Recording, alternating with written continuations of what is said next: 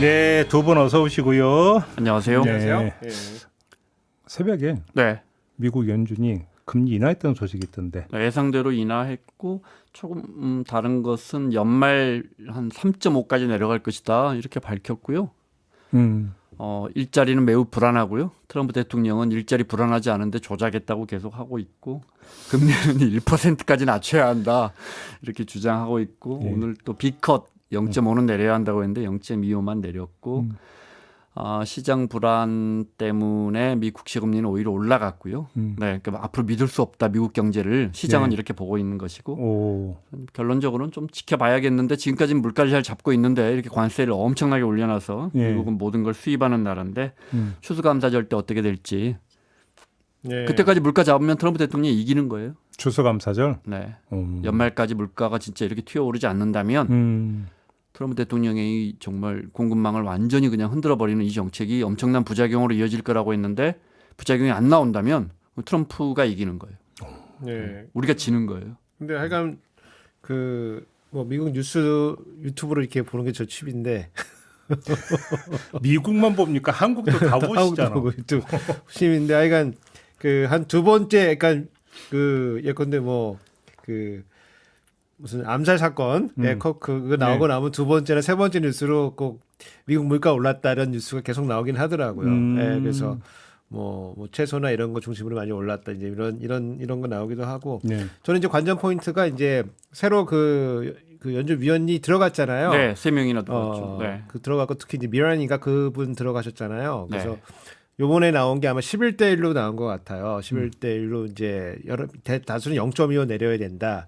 그 한 분이 이제 0.5를 내려야 된다. 그분이 그분이에요. 그분이 그분인 것 같아요. 트럼프 대통령의 뭐 경제 책사 스승이라고 하신 분이 0.5를 내려야 된다 그랬는데 일종의 이제 딸을 시킨 거죠 이제. 예. 그래서 지금 그 안에서도 지금 세력 다툼이 권력 싸움이 지금 뭐 엄청나다. 그리고 이제 그 해임됐던 이제 연준위원 한 명이 이제 승소해가지고 네. 돌아올 수도 있거든요. 지금 그래가지고 지금 파월이 지금 원래 갈참이거든요. 갈참인데 지금 뭐 건조가 지금 대단하다 이제 야, 이렇게. 그러니까 보면 우리나라는 지금 그 전임 정부에서 임명된 공공기관장 딱 버티고 있잖아요. 미국은 너 해고야 그냥 바로 그냥 가버리고. 아니 연준은 아니, 꼭 우리 연준만이 한국은행하고 아니더라고요. 다르게 민간이거든요.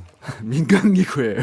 민간기구죠. 네, 민간기구인데 트럼프 대통령이 저렇게 낙하산을 내려보내고 있어요. 아 그러니까 네. 뭐 예. 좋게 표현해서 거침이 없다고 해야 되나? 예. 이런 건 이제 무도하다는 표현도 쓰긴 네. 하는데. 네. 그러니까 어저께 그 기재부 장관이 그 운輸장관이 이제 1급대 사표 다 갖고 와라 그래가지고 사표 싹 왜요? 받은. 하여간 그 지금 뭐 대다수 진영이 그 최상목 그 전 장관 나가면서 승진시켜 놓은 사람들이 많거든요. 아. 자기네 신복들은 일단 좋은 대로 다 빼줬어요. 네. 좋은 다 빼주면서 자기가 데리고 있던 사람들을 다 좋은 자리로 다 올려줬거든요. 그래서 지금 뭐 집권한 지 지금 100일 됐으니까 네. 이제 사표 다 갖고 와라 그래가지고 사표를 1급이 7명이에요. 대변인까지 하면 7명. 오. 1차관, 2차관에서 3명인데 거기다 대변인까지 1급으로 올려놔가지고 지금 7명이 이제 사표 갖고 와라 그래서 다 싹 다 받았다고 지금. 그럼 물갈이 예고입니까 그러니까? 그렇죠. 지금 굉장히 심상치 않습니다. 지금 오. 그 4월 달에 네. 국장으로 예산실로 승진해서 온 사람들이 있거든요. 걔네들이 다 보직이동 몇 명이 보직이동에 있어요. 4명이. 그러니까 4월 달에 왔으니까 얼마 안 됐잖아요. 지금 이제 예산실 국장 좋은 네. 자리인데 그리 왔던 애들이 그 지금 원래 있던 자리로 지금 돌아왔거든요. 원대 복귀 시킨 거예요? 원대 복귀 본인들이 한 것 같아요. 왜냐면 그 예산실이 지금 굉장히 좀 나빠지거든요. 지금. 네네네. 그 원래 같으면 예산실이 진짜 좋은 자리이기 때문에 예산실로 가야지 이제 그러면서 다 가는 거였는데 지금 네, 분리 얘기 나오고 보니까. 약간 이제 불리해지고 그 지금 재정경제부로 간다는 거기가 뭐 어마무시하게 지금 좋아지고 있거든요. 참 이게 여담인데 저번 주에 우리가 그 얘기 조금 했잖아요. 그걸 또 누가 또 찌라시로 만들어가지고 또 엄청 돌려내가지고 우리 방송 내용을 가지고 찌라시로 만들어가지고 거기다 살 붙여가지고 돌려가지고 제가 좀 난처하긴 했습니다. 막 전화 오고 막. 그래요? 아 우삭준 교수가 뭐 이렇게 얘기했다? 거기다가 이제 딴 사람 이름 붙였지. 이제 뭐 근데 누가 좋아진다. 거기 사람 이름까지 막 넣어가지고 돌려가지고 이야. 사람 이름까지는 얘기는 안 하는데, 그러니까 찌라시 공급 업자까지도 애청하는 방. 애청하는. 참 이걸. 그래서 지금 솔직히 이제 그 대전 경제부로 거기 남으려고. 거기가 진짜 완전 너무 세졌어요. 너무 근데 세졌어요. 최승목 전 부총리 얘기하니까 지금 내란 특검에서 12.3 그날 밤 개헌 국무회에 들어갔던 사람들 하나하나 지금 다 조사했는데 최상목 이야기가 안 나오네. 최상목이 또 그 최상목 전 장관님이 원천 기술이 있습니다. 법대 출신이다. 잘 도망가.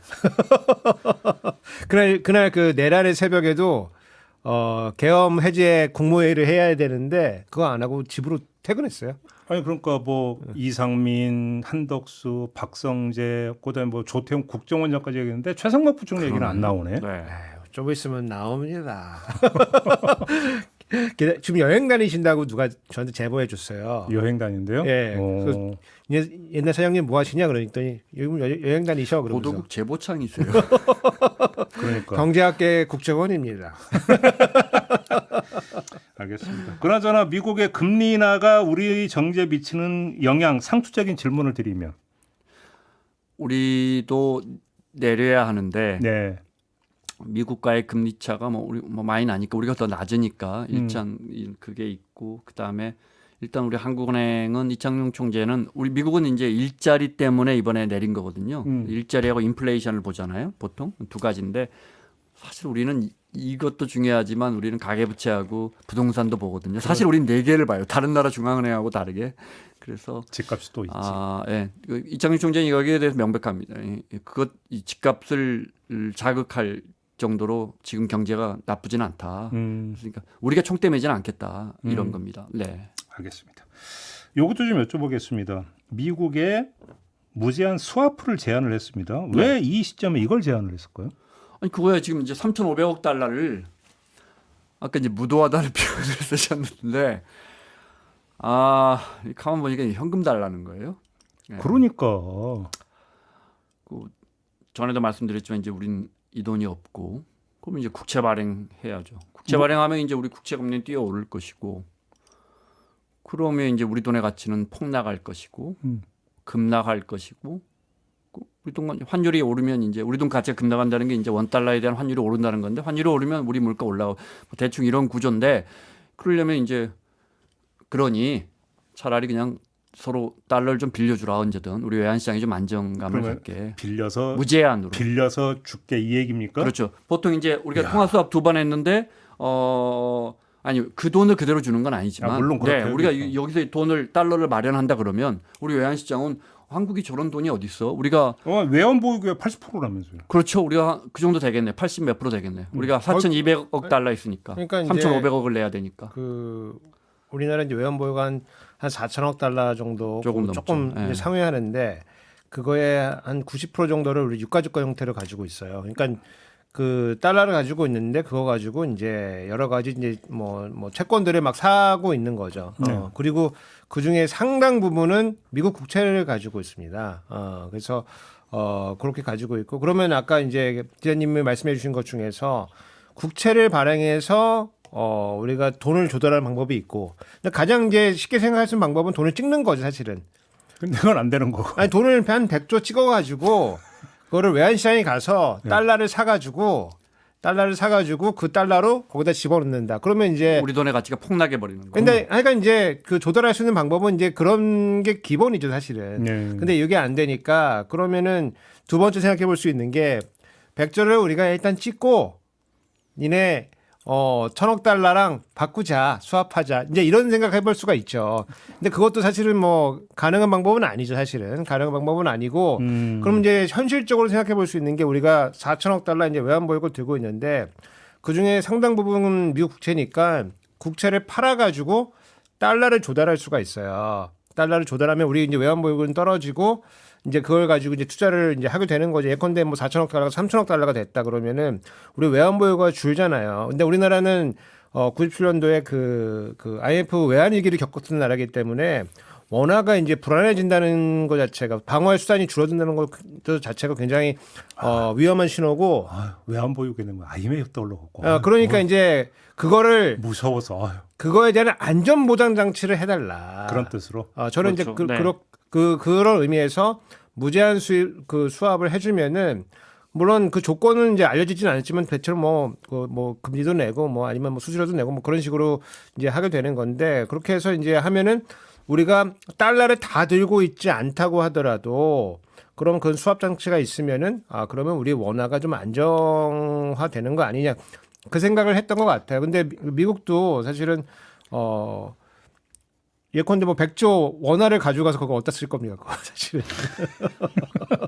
어디다 쓸 겁니까? 아니, 근데 기본적으로 이제 우리가 그 달러를 조달하는 방식에 대한 고민이 있는 그렇죠. 거예요. 우리가 그 근데 돈이 없어요. 일단 기초사 외환 보유고 하면 네. 예를 들어서 제가 지금 2달러짜리 지폐를 한 장 갖고 있거든요. 실제로. 네. 이것도 외환 보유고에 포함이 됩니까 안 됩니까? 다시 말해서 민간이 갖고 있는 달러도 포함이 되는 겁니까? 어떻게 되는 겁니까? 안 되죠. 그건 안 되죠. 그건 안 되는 정부가 거죠. 예. 정부가 이것저것 채권을 발행해서 그 돈을 달러로 바꿔서 달러만 바꿔놓으면 아까 교수님 말씀하신 것처럼 달러만 바꾸는 돈이 안 되잖아요. 그러니까 장롱 그만큼 속에 있는 달러 이런 건 상관없는 그건 거죠. 민간이고요. 네, 네. 근데 기본적으로 외환 시장에는 그런 돈들이 삼성전자가 반도체 팔아서 번 돈들이 들어와서 우리 외환 시장을 지키고 있지만, 네. 이거는 이제 정부가 혹시나 급전이 필요할 때 만들어놓은 네. 달러 곡간이라고 생각하시면 되는데 달러로 놓으면 이게 돈이 안 불잖아요. 그러니까 채권 같은 걸 사서 이자를 받는 거죠. 옛날에 IMF 때 금 모으기 운동했었잖아요. 네. 혹시 이러다 달러 모으기 운동 이렇게 가면 안 되는 거 아니겠습니까? 금모으기 운동도 결국은 그러니까 달러 살려고 우리가 그때 모았던 거거든요. 그렇지. 네. 장롱에 있는 달러 갖고 나오라 이런 식으로 안 나타나겠죠? 하여튼 이제 근본적인 문제는 이게 3,500억 달러를 줘야 하느냐. 주면 안 되지. 이걸 어떻게 주면 어떻게 해요? 그러니까요. 그러면 이제 자동차 관세를 딱 이렇게 볼모로 잡혀 있고 일본은 준다고 도장을 찍었고 어려운 상황입니다. 이게 흔히들 이게 술자리에서 요즘 명나라 때도 이렇게는 안 했을 거야. 뭐 이런 이야기 하는데 저는 소련이 바르샤바 조약 기구라고 있었잖아요. 있었지. 그 위성 국가들한테도 이런 짓은 안 했을 것 같아요, 진짜. 지금 뭐 심지어 일각에서 지금, 하시는 얘기들이 이게 우리 1차 세계대전 이후에 독일이 배상금을 낸 뭐 그 정도에 비견하는 거 아니냐 지금 그런 얘기도 지금 막 당기고 있거든요. 그래서 상당히 이제 무리한 요구고 우리가 이제 받기가 좀 어렵고 그리고 이제 우리가 아까 설사 우리가 결심해서 채권을 이제 외환 보유고로 들고 있는 채권을 이제 팔기 시작했다. 그러면은 그 가격이 유지가 안 되거든요, 사실요. 그럼 미국도 금리가 이제 뜁니다, 사실은. 금리가 뛰고 서로 이제 불편한 일들이 생기고 뭐 일본은 그러면 어떻게 조달하겠어요? 일본도 미국 국채 파는 수밖에 없거든요, 사실요. 그러면은 전체적으로 미국에도 유리한 상황은 아닐 거예요. 그래서 일본은 이제 기본적으로 EU 뭐 이런 나라들하고는 다 기축통화 갖고 있는 나라들하고는 통화 수업은 체결돼 있지만 어쨌든 교수님 말씀하신 것처럼 그 돈을 이론적으로는 불가능합니다. 그러면 우리 정부는 안 된다는 입장을 아직은 그 기조를 유지하고 있는 것 같아요. 그러면 트럼프는 어떤 카드를 들고 나오는 겁니까? 일단 관세 같은 경우에 이제 한국과 일본이 자동차에 약하다는 걸 알고 있고 10월 14일까지는 지금 상호 관세가 유효하지만 그 연방법원에서 2심에서 10월 14일까지만 유효하게 해놨잖아요. 그럼 이제 상호 관세는 그때부터는 우리는 이제 다시 원위치로 FTA로 돌아갈 거라고요. 네네네. 그럼 이제 상호 관세라는 건 보편 관세 일반적으로 쫙 깔아놨단 말이에요. 그럼 트럼프 대통령이 2심에서 이제 상호 관세는 무효라고 했으니 나는 더 이상 관세를 안 받아야겠다 이럴까요? 그러지는 않고 이제 택도 없는 얘기. 또 뭐 엄청나게 품목별 관세나 다른 방법을 이용해서 임시 방편으로 대법원 결정 나올 때까지 막 공격을 할 것이고 우리는 이제 반도체 같은 거는 반도체는 뭐 사실 미국에 수출하는 물량도 별로 없고 우리 뭐 중국 그 얘기 있었죠. 자동차가 문제 아닌가요? 자동차가 문제예요. 그러니까. 네. 그래서 그런데 이제 우리는 자동차는 반도체에 비하면 우리 경제에서는 두 번째 먹거리고 일본은 첫 번째 먹거리니까 일본은 일단 이걸 풀기 위해서 도장을 찍었고 이제 우리가 남은 거죠. 한때 뉴스가 나왔는데 미국의 한 학자가 그냥 그 관세 그냥 부담하고 그럼 발생하는 게 1년에 125억 달러니까 그냥 그거 무는 게 차라리 더 150억 싸다. 달러인가 그렇죠. 네. 125억 달러라고 그러니까, 했어요. 네. 그건 이제 딘 베이커라고 하는 이제 뭐 학자인데 약간 이제 블로그처럼 이제 뭐 무슨 가볍게 가볍게 이제 계산한 거예요. 그래서 그게 뭐 정확한 숫자는 아닐 거예요. 사실은 정확한 숫자는 아니고 또 그거 믿고 또 우리가 움직일 수도 없는 거지만은 또 거기에서 또 많이 벗어날 거냐. 뭐 그것도 아니고 이게 일종의 레퍼런스 포인트는 되는 거거든요. 그래서 저는 이제 어떤 의미가 있다고 봤냐면은 우리의 전략에 있어가지고 지금 개기인데 표현 좀 그렇지만 약간 뭐 장기전에 대비한다. 버틴다. 장기전에 대비한다. 공성전을 이제 우리가 이제 벌였을 때 뭘 내주고 이제 뭐는 지킬 수 있냐 이런 거를 생각해 볼 수 있는 거고 그분이 이제 하시는 말씀이 뭐 1년에 아니면 뭐 10조 원대, 10조, 20조 원대에 우리가 자동차에 대한 뭐 이득이 있는데 그거 뭐 조금 준다 그래도 이거를 현찰로 내놓는 것보다는 사실은 그거 내고 그 돈 있으면은 여기에 보조금을 주는 게 오히려 나을 수가 있다. 그리고 실제로 지난 이제 한 상반기에 그 현대자동차 이제 실적을 보게 되면은 수출 자체는 주지는 않았거든요. 사실은요. 수출 자체가 줄이지 않았고 좀 더 세계화가 지금 진행이 되고 있는 거고. 네. 뭐 현대 뭐 다국적 기업 아니 글로벌 네트워크가 다 있는 거기 때문에 다른데 조금 더 싸게 팔 수 있는 그런 이제 뭐 그런 것도 갈 수가 있고 아니면 그 미국 자체는 이제 미국 자체 생산을 하면서 거기서 피해갈 수 있는 것도 있고 그다음에 이제 지난 시간에 한번 말씀드렸는데 이른바 이제 이전 가격 그 시장이 진짜 활발하게 지금 돌아가고 있더라고요. 이전 가격이라고 하는 거는 이제 국가 뭐 국영을 넘고 이럴 때 그 기업 내에서 그 중간재 가격을 이제 어떻게 책정할 것이냐 이제 이런 거 그 조세 플래닝을 해주는 거거든요. 그래서 거기가 지금 어마무시하게 좀 잘 되고 있더라고요. 그래서 지금 그런 걸 통해 가지고 조금 비켜나갈 수가 있고 아까 이제 중간에 이제 기자님 말씀해 주셨지만은 위헌 받을 수도 있고. 아니면 중간 선거에 질 수도 있고. 우리가 통제 그러면 중요한 내년 11월까지 무조건 공성전으로 버텨야 정리는 버티는 거 말고는 방법이 없다. 그러니까 이제 여기서 도장을 찍으면 끝나느냐? 그게 아니란 말이죠. 트럼프 또 다른 금방 그거 어겨버린단 말이죠. 그러니까 근데 이제 트럼프 대통령이 왜 중국 같은 함부로 못할까? 인도한테는 왜 함부로 못할까? 캐나다 저렇게 세게 나오니까 왜 함부로 못할까? 우리는 물론 안보라는 게 묻혀 있어서 절대 미국과 싸우면 안 되지만 네. 트럼프는 강약 약강이니까 우리도 강하게 나가야 된다. 강하게? 아니요. 저는 그 표현보다는 현명하게. 아 예. 네. 알겠습니다. 저는 이제 저는 더 중요한 게 국민과 함께. 그렇죠. 예. 왜냐면 그 일본 같은 경우도 일본 전통적인 관료들이 이제 정보를 공개를 거의 안 하거든요. 그러니까 이제 되게 이제 사실은 이 전선에서 일본이 이탈했기 때문에 지금 다들 어려워지는 건데. 그렇지, 그렇죠. 예. 지금 일본 같은 경우도 지금 그 불만이 많을 거예요, 국민들이. 지금 이런 협상을 할 수가 있냐. 근데 지금 뭐 이재명 정부가 하는 걸 보면은 이제 정보를 조금씩 드러내고 있거든요. 그리고 어저께 산업통상 장관들 나와가지고 기자들하고 간담회 할 때 내가 뭐 러트닉하고 뭐 20번을 만났고 뭐 싸웠고 뭐 목소리 높였고 뭐 이런 얘기를 막 이제 하거든요. 이제 막 하거든요.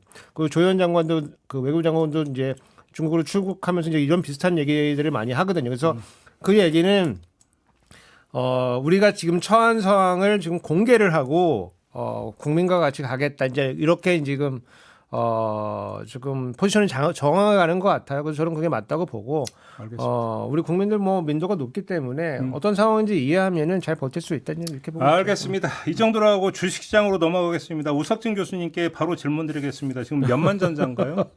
우리 9만 전자인데 지금 얼마 됐어요? 7만 얼마 전에. 지금 이제 8만 전자에 이제 거의 이제 그래도 지금 아직 갈 길이 멀어. 미소가 가시지 갈 않잖아요. 길이 멀어. 아니 우리 국민들이 지난주 지금 한 10일 정도 한국장에 우리가 한 1,600만 명 정도 투자하고 있는데 우리 국민들 뭐 아무래도 조금씩은 이익을 보셨을 거예요. 개인들은 많이 팔았는데 외국인들이 주로 한 7, 8조 이달 들어 7, 8조 순매수하고 개인들은 그보다 기관들도 한 1조 정도 순매수했으니까 전체 한 8조 정도 개인들은 팔았는데 뭐 그래도 기본에 그것만 있나요? 기존에 갖고 있는 게 훨씬 많아서 우리 국민들이 좀 흐뭇한 표정일 것 같아요. 근데 개인들은 왜 팔아요, 근데? 그거 아주 좋은 질문. 기본적으로 한국 증시는 이만큼 올라가다가 꼬꾸라지더라. 이런 경험적인 거죠. 예, 그래서 못 믿는 거죠. 예, 인버스도 뭐 물량이 엄청 쌓였다 그러더라고요. 그리고 이제 내리면 수익을 보는 ETF에 엄청 들어가 있어요. 예, 베팅을 하는 굿보스라고 거죠. 하는 그 2배짜리 우리 투자자들이 또 그러니까 과감해 진짜. 내재 돈 버는데 배팅하고 있다고? 우리 투자자들이 아니 지금 뭐 저 5천 얘기하고 있는데 아니 근데 그 전에 삼성전자 이야기했지만 삼성전자가 잘해야 되고 자 그건 당연한 이야기고 하이닉스 HBM4 나오는 거 이런 거 보면 이제 드디어 진짜 비로소 쌍두마차 시대가 열렸다. 이 나라를 이끌어가는. 그전에 이제 삼성전자만 보고 삼성전자 실적 안 좋으면 법인세도 안 나오고 뭐도 안 돼.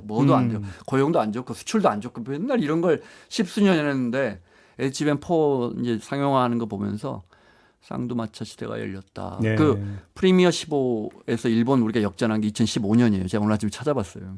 그 9회 초인가? 8회 말에. 예. 그때 우리 이승엽 믿고 있었는데 이대호가 적시타 쳐갖고 일본 역전하거든요. 야구 얘기였어요? 그러니까 그 우리 국민이 다 아는 경기인데 그러니까 이승엽만으로는 안 돼.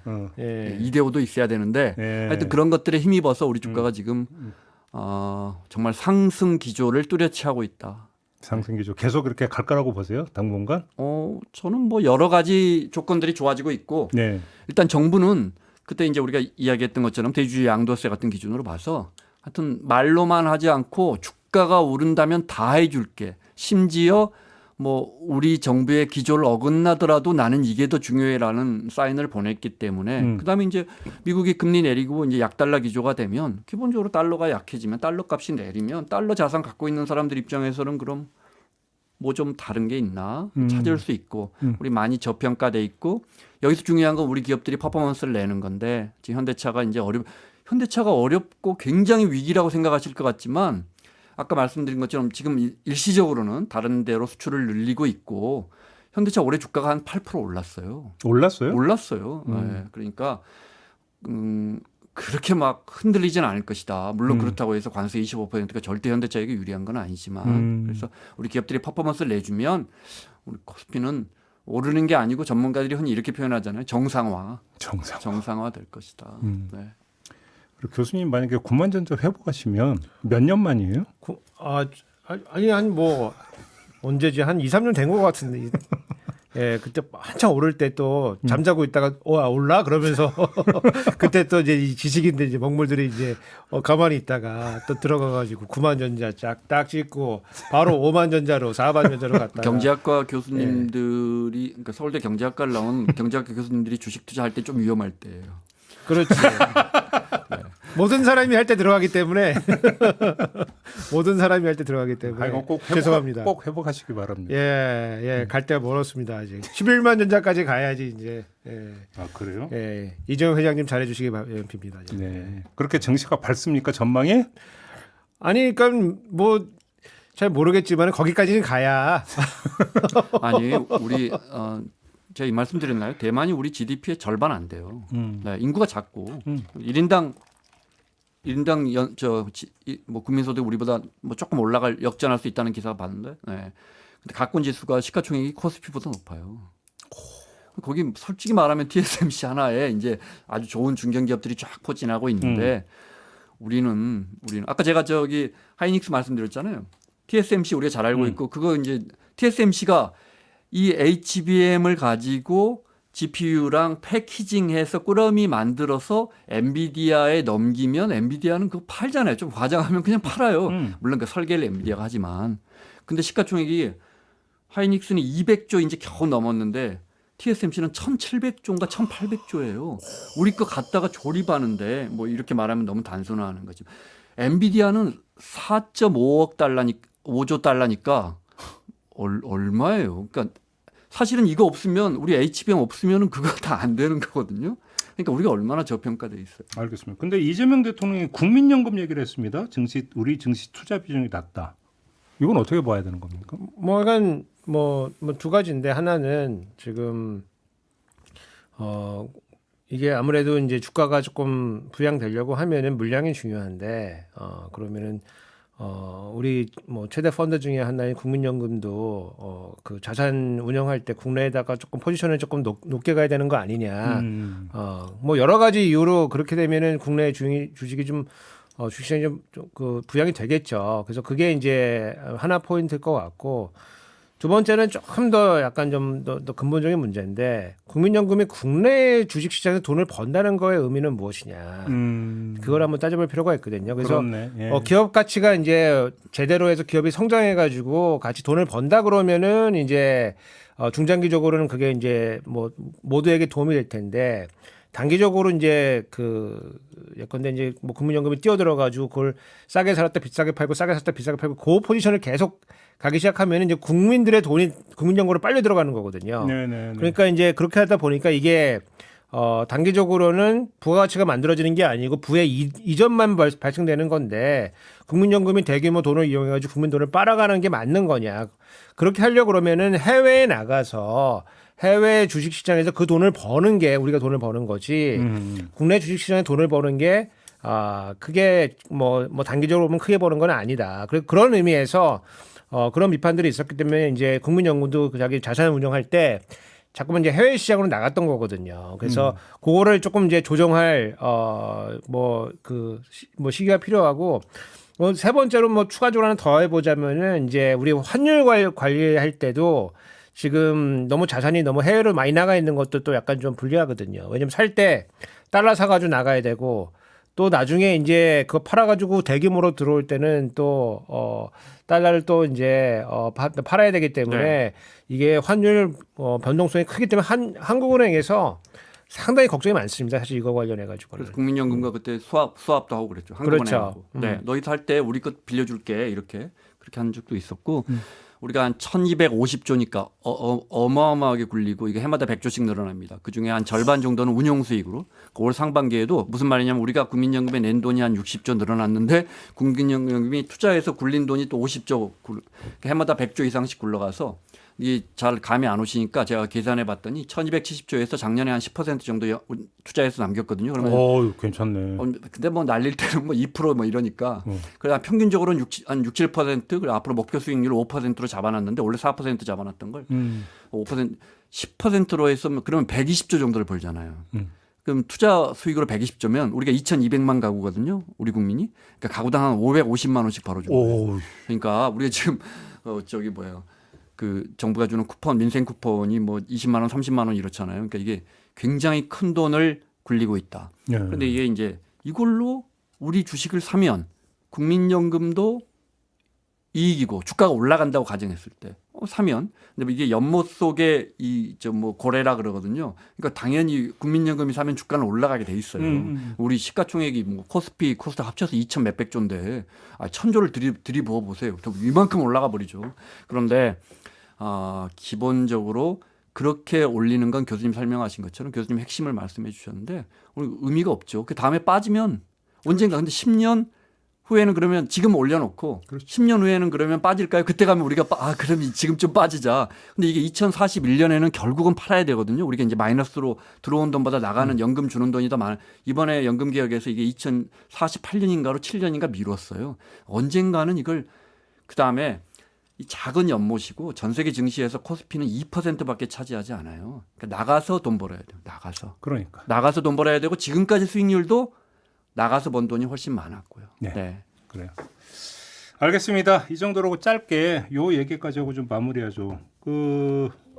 LH가 직접 시행에 나선다. 네. 정부 발표가 있었습니다. 그 규모가 얼마라고요? 얼마인데 우리가 지금 5년 동안 135만 가구 한다고 했는데 6만 가구밖에 안 되더라고요. 그 중에? 네. 뭐예요? 무슨 의미가 있어요? 뭐 해본다 이런 거예요. 네.